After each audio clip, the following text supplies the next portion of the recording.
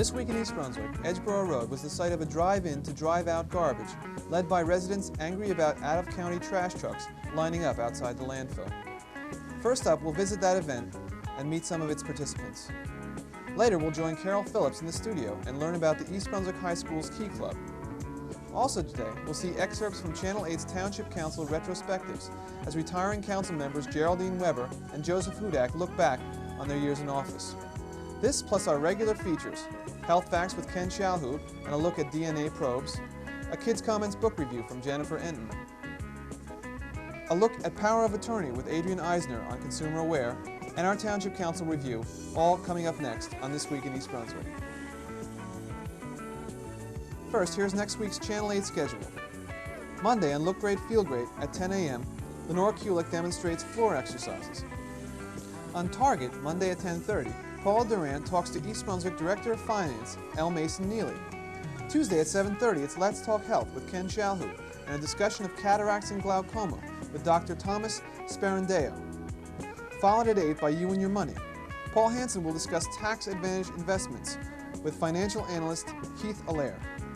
Wednesday night at 7:30, Spotlight on Education will investigate the industrial arts programs in the junior high and high schools. Then at 8:30, a look back at Geraldine Weber's years in the Township Council as she's interviewed by Joan Marsh of the Sentinel newspapers. Then on Friday, Joan Marsh will talk to former Councilman Joseph Hudak about his Township Council remembrances. And we'll be back next Thursday at 7 and 8 with more news and local events on This Week in East Brunswick. Watch Channel 8 for repeat showings of all these programs. Saturday, people from East Brunswick and surrounding communities organized a drive-in to drive-out garbage, designed to send a clear message to the state: no more out-of-county garbage to the Edgeboro landfill. The freezing weather didn't prevent motorists from lining up over 50 strong for the slow-moving drive-in as it snaked its way up and down Edgeboro Road past the landfill entrance. East Brunswick police were on hand to keep an eye on the drive-in, which came off without a hitch. A helicopter watched from above. The event was organized by Irate, Independent Citizens Against Toxic Environments. We spoke to Irate's co-chairperson, Stan Fisher. Right now we're about one-third of the way into the protest. We've got approximately 100 cars, approximately 2 people per car. Participating are not just residents of East Brunswick, but we've got residents of South River, Sayreville, New Brunswick, as well as the business people who have businesses all along Edgeboro Road. And they're all members of Irate? No, they are members of several organizations, Irate as well as Scope from Sayreville, the North End Civic Organization from South River, the Edgeboro Connerty Court Business Organization, and the Rutgers Village Homeowners Association from New Brunswick. Could you tell us what you're protesting today? We're sending a message to the state and the DEP that we're sick and tired of being dumped upon. The message is that this county's landfill, Edgeboro landfill, is our long-range solution to disposing of our county's garbage. And the state is stealing that landfill from us and giving it away to the other counties, Morris, Union, Somerset County, as well as New York City. The message is that we want this county kept for our use, this landfill kept for our use. We want the other counties to find their own solution and not burden us with it. We're also sick and tired in East Brunswick of all the truck traffic that's burdening Edgeboro Road and backing up onto Route 18, creating a dangerous condition. We're also sick and tired of the odors that are permeating the Pine Ridge section of East Brunswick, as well as South River and Sayreville. And now the next result is that our tipping fees are going to have to go up, increasing our taxes because the trucks disposing of our town's garbage are waiting online at the landfill instead of picking up our garbage. Also, people are now experiencing problems in getting their garbage picked up. People missed garbage collection earlier this week, and people are going to experience more of that. We also spoke to East Brunswick Council member Michael Baker, and later to Mayor Fox of East Brunswick and to Mayor John McCormick of Sayreville. The message is directed to the governor. We want to say that it's time he's the governor for all the counties, that he stops playing favorites, that he treats us just like the counties that voted for him in the last election, and that he stopped dumping on us. Well, I think for a first demonstration, it's been very successful. We got a lot of people out, and we clearly have the support of our surrounding communities, South River, Sayreville, Milltown, New Brunswick, and others, and I'm very pleased. We're here to demonstrate our solidarity with the the people of East Brunswick, being a community that experiences the prevailing westerly winds, we're inundated with the odors, and we certainly want the county as well as the whole state to realize that Middlesex County can certainly take care of their garbage needs and so forth if left alone to do so without having the extra burdens of other counties and other states. Later in the program, during the Township Council review, we'll have more information on the Edgeboro situation from Township Attorney Bertram Bush. Now here's Ken Shalhoub with this week's Health Facts. Hi, I'm Ken Shalhoub. A hot issue in diagnostic medicine, what are known as DNA probes. It seems that you know, if we have a situation where we have a defective human gene, such as in hemophilia or certain other problems, resistant genes in bacteria, and we want to find out if a person has an infection and the bacteria that's causing that infection possibly has resistant genes, we can use these things called DNA probes, where what the scientists do is, and by the way, these scientists are at Enzo Biochemical Incorporated and Integrated Genetics in Framingham, Massachusetts. What they do is they produce a synthetic length of DNA, and they then inject that into either the culture of bacteria or into the person, and along with this artificial DNA is an indicating system, either a radioactive isotope, which can then be read through fluoroscoping, or they'll use a color or a dye situation where a stain will actually come up on a slide if it is the case with the bacteria. And what they do is they actually look for the gene in the bacteria or in the human cell that they want to find. And if in fact these synthetic lengths of DNA which are made to pair up with that defective gene, if you have that defective gene, that DNA will pair with it, and then the indicating system will show that the clinician and the doctor that, yes, in fact, that defective gene is there, and then at least they can then tailor the treatment, taking that into consideration. Down the road, of course, is always the manipulation of the gene to fix it, but we're a little bit far away from that. But at least we can now look, and starting to be able to look into the human body and into bacteria and see where and if in fact we do have a defective gene. So thanks for watching Health Facts. Hello, I am Carol Phillips for This Week in East Brunswick. My guest today is Miles Herman, a sophomore at East Brunswick High School, and we will be discussing the Key Club. Miles, what exactly is the Key Club? The Key Club is a community-oriented club where the members get involved and are very active and ambitious within helping the services within their community. And it is nationwide, and it is sponsored by the Kiwanis Club. How many members are there in the high school? We have 350 members in the East Brunswick High School Key Club, and we actually have 200 active members. But this year we have the largest Key Club throughout New Jersey, and we've done a lot to accomplish this year compared to other Key Clubs. What does it take for a student to join the Key Club? Are there any requirements? Well, actually, there aren't any requirements, but the people that we asked to run out for members, we just asked them to try out, give them the most time that they could, and be very patient and help out within their community at the best satisfaction that they can. What kinds of things do you do as members of the Key Club? Well, in the past, we've been involved with many different fundraisers for several different causes. In September, we started out the year with aiding the Kiwanis Club in their annual anti-car show, and we helped set up refreshments and sell tickets. And in October, we had a candy sale within our own school, and it helped to raise money for our own budget for future conventions in the year.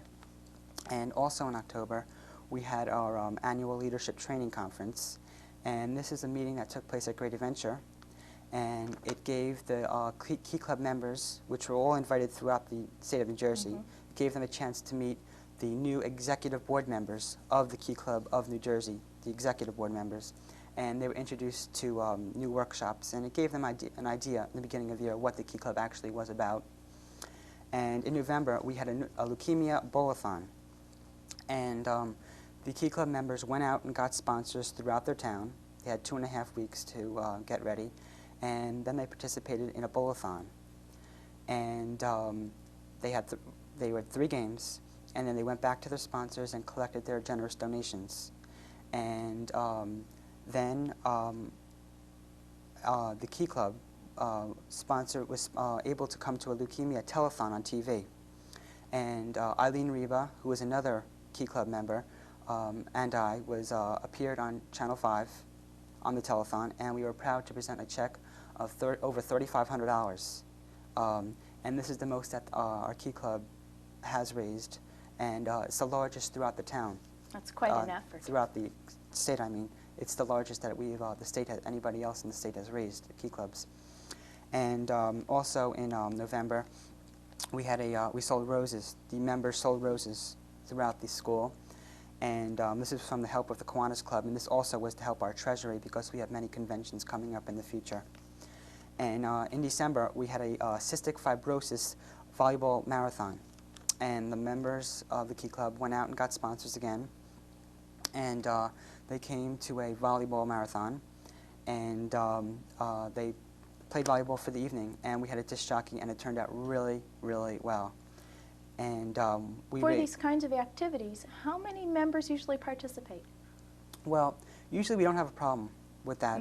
We usually get about, at least 100. Like in the volleyball marathon, we had 100 members participating in that, and we did raise $3,700, which is the most that, any other club has raised this year. And also in December, the members of the Key Club went to St. Peter's Hospital over the vacation, and we bought presents to the children in the hospital to help cheer up their holidays. How nice. Now, what are you planning for the spring?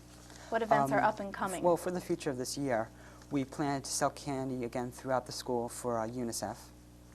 And about 2.5 years ago, the Key Club brought puppies and kittens to a nursing home where senior citizens were. And when we brought them there, we put the puppies on their laps and the kittens on their laps, and they really, really cheered them up, and they really appreciated this. And, it's a community service where we were really proud to do it, and we plan to do it again for this year.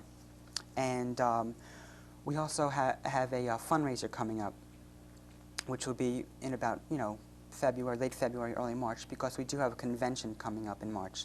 And this is called the District Convention. And this is a convention where the Key Clubbers throughout New Jersey are all invited, and this is out at Mount Airy Lodge in the Poconos. And we expect about 2,000 members to be there.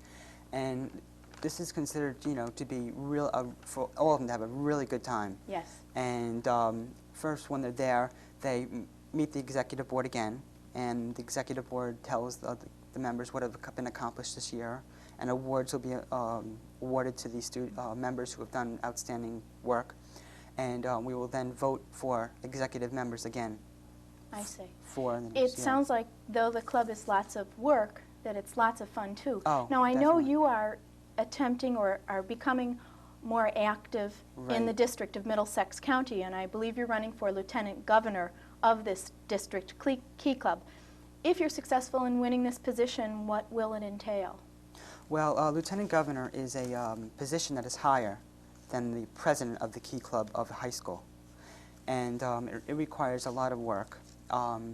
Basically, they get involved with the Kiwanis Club, introduced to the Kiwanis Club, and they visit each school of the district that they're involved with. They are involved with 10 Key Clubs throughout their district of the Middlesex County. And they get involved, and they make sure the dues are paid. They tell the presidents when upcoming meetings and conventions and activities are coming up. And they basically just really are at conventions, and they do a lot of work to help in newsletters. And it's more of an overseeing function. Mm-hmm. I know that you said to me that people that are interested in more information on the Key Club can contact Mr. Lippincott at the high school at 257-8300. It seems like the Key Club provides marvelous service to the community in its fundraising efforts for charities. I think you should really be proud to be part of it, Miles.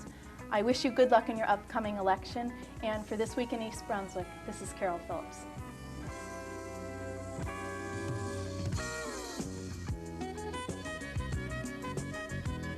Hi, I'm Talia Bashi, and I'm reading a review by Jennifer Renton, What If They Knew, by Patricia Herms. What If They Knew is about a girl named Jeremy. Jeremy's parents go away on a business trip, and she has to stay with her grandparents.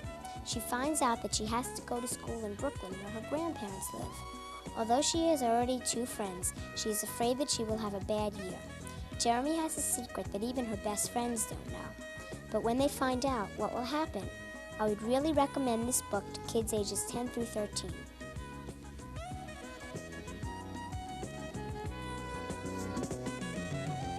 Over the next few weeks, beginning February 1st, 2 special programs, the Council Retrospectives, will be shown on Channel 8. On them, the Sentinel's Joan March will talk to outgoing council members Joseph Hudak and Geraldine Weber about their years in office. Here are a few minutes from each of those programs. Why? Why run for council, and why did you at that time? It's kind of hard to remember. It was 8 years ago, but it was probably a natural outgrowth of what I had been doing most of my adult life.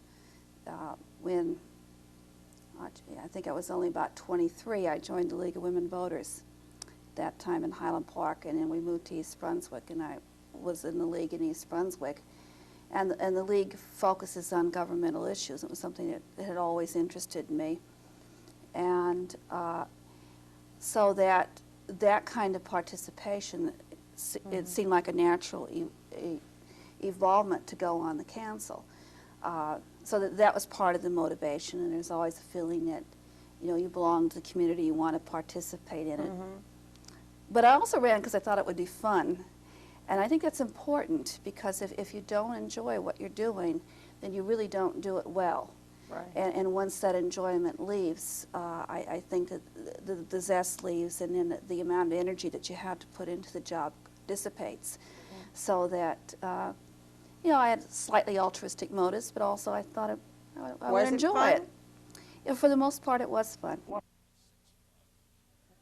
Yes, I've seen your collection. It's really quite amazing. What made you jump from school board to council? Well, I tried to get into the political arena in a way that I was a committee man, and I got to be the municipal chairman. And I asked a number of people to run for office, and I couldn't get any candidates, so I ran for council, and to my dismay, I got elected.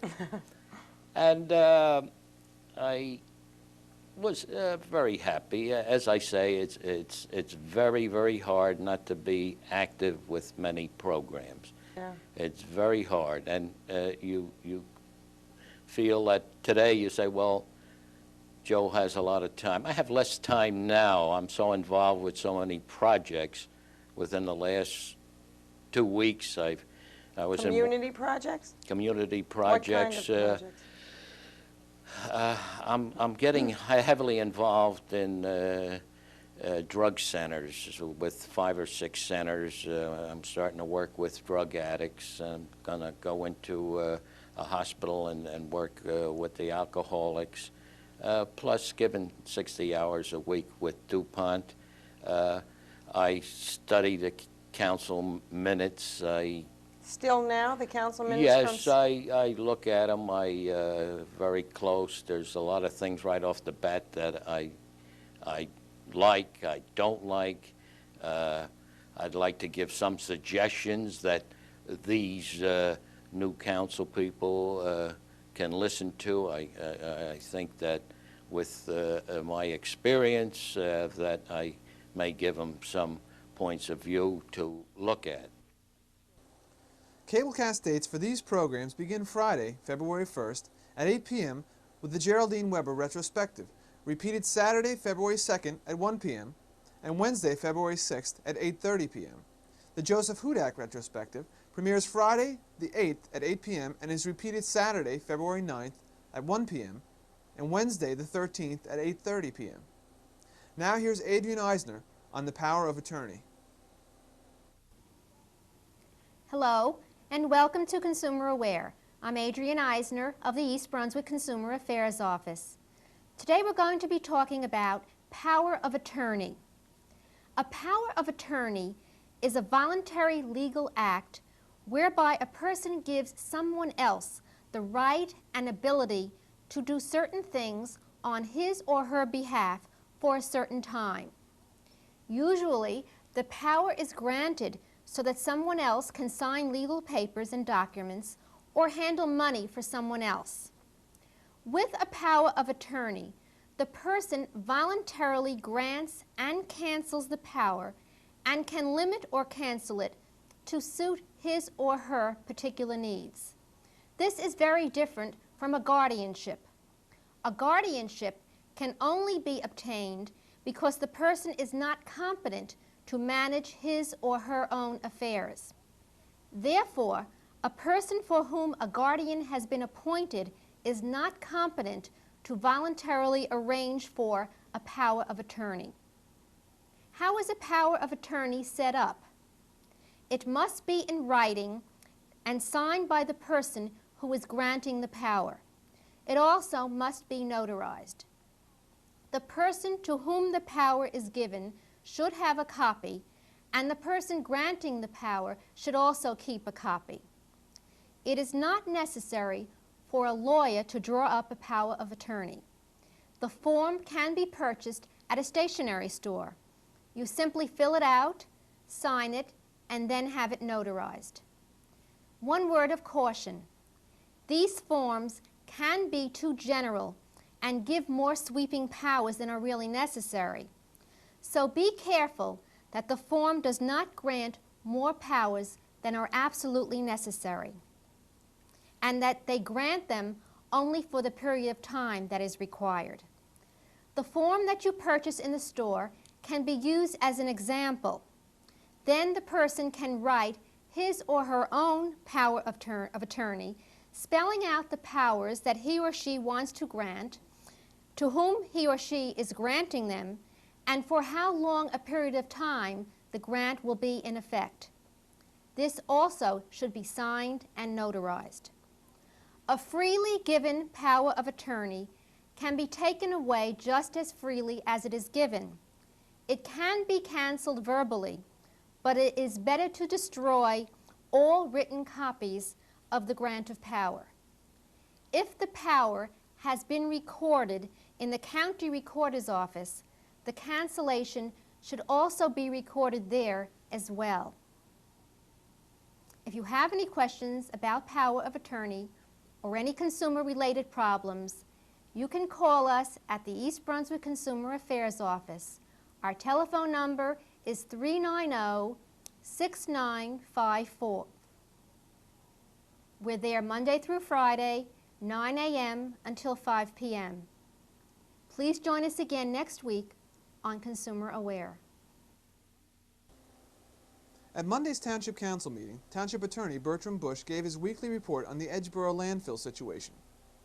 Plans to site a landfill in Rockaway Township to handle Morris County's garbage, thereby relieving some of the pressure on Edgeboro, were challenged unsuccessfully on Friday. Rockaway filed an emergency motion, called us 5 o'clock on Thursday, said be in court 1:30 Friday afternoon. We're going to try to stop the DEP from doing an environmental impact statement. It'll be a disaster if they come onto the land and start to locate a landfill on our site in Rockaway. I stood up there really talking about strange bedfellows. There I was, shoulder to shoulder with Morris County's attorney and DEP, and we were standing together fighting Rockaway, which wanted to weasel out of the agreement. When Judge Skillman noted the sort of irony that there I was agreeing with DEP on something, and I pointed out that in the garbage wars you have shifting alliances, and these were our allies against Rockaway. Fortunately, Judge Skillman sent a very loud and clear message, and those of us who have doubted that Morris would have the intestinal fortitude to follow through with Rockaway should take some comfort. Judge Skillman made it perfectly clear he was not going to stop the process. DEP has to do the environmental impact statement, and Rockaway still is on a timetable where DEP will have to cite a landfill by May 1st, which isn't that far off. He also suggested that not only did Edgeboro have a problem and that DPU and DEP should solve it, but he said East Brunswick ought to consider widening Edgeboro Road and ought to consider fixing the Edgeboro jug handle. I didn't want to get in a debate with him. I think we all know where we stand on that issue, and that is that we're not going to recommend taxpayer dollars to be spent to make Edgeboro a 4-lane road or anything like that. But I guess I can only conclude that he felt that there was an intolerable problem and he finally understood it. It's unfortunate that the appellate division has limited him to an April 5th deadline on ILR. But just to remind you, you'll see lots of numbers in the paper as to the number of trucks, and they're not all accurate because people are mixing up ILR and Morris. But by April 1st, you will have somewhere, including earth cover trucks and garbage trucks, of over 1,250 trucks a day coming to East Brunswick. Related ordinances passed by the council objected to the location of a garbage incinerator in any town adjacent to East Brunswick and opposed the dumping of ash from such a facility at Edgeboro. The council also rescinded resolutions which would have provided East Brunswick lands for use in the construction of a jug handle and underpass designed to open up a large industrial tract in South River for development. This in response to South River's bid to locate a garbage burning facility within their borough on lands very close to East Brunswick's border. That's all for today. Thanks for watching.